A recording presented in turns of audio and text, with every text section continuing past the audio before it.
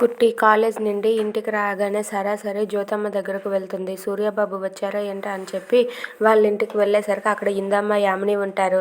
హే కుట్టి, ఏంటే కాలేజ్ నుంచి రాగానే డైరెక్ట్గా మా ఇంటికి వచ్చావు, మీ ఇంటికి వెళ్లకుండా అని చెప్పి యామిని నిలదీసి అడుగుతుంది. అయినా సరే కుట్టి ఏం సమాధానం చెప్పకుండా అలా మౌనంగా అక్కడే నిలబడి ఉంటుంది.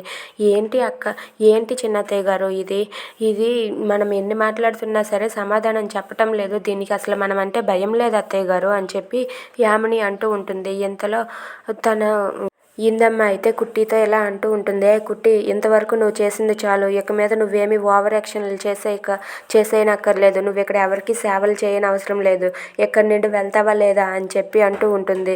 లేదు, నేను సూర్యబాబు కోసం వచ్చాను అని చెప్పి కుట్టి అంటుంది. అయితే సూర్యబాబు ఇంకా రాలేదే అని చెప్పి అంటే, అయితే జ్యోతమ్మ ఒక్కరిదయే ఉన్నది అని చెప్పి కుట్టి జ్యోతమ్మ దగ్గరకు వెళ్ళిపోతుంది.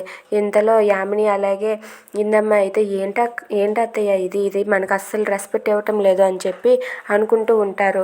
ఇంతలో జ్యోతమ్మ దగ్గరికి వెళ్ళాక సూర్యబాబుకి ఫోన్ చేయించుతుంది. ఏమండి, మీరు మెడికల్ రిపోర్ట్స్ ఎక్కడ పెట్టారండి అని చెప్పి జ్యోతి అడుగుతూ ఉంటుంది. దానికి సూర్య ఏం సమాధానం చెప్పాలో తెలియక అలా మౌనంగా ఉండిపోతాడు. ఇక కుట్టి అయితే ఆ ఫోన్ని తీసుకొని సూర్యబాబు చెప్పండి అని చెప్పి అడుగుతూ ఉంటుంది. Thanks for watching friends. Please subscribe our channel.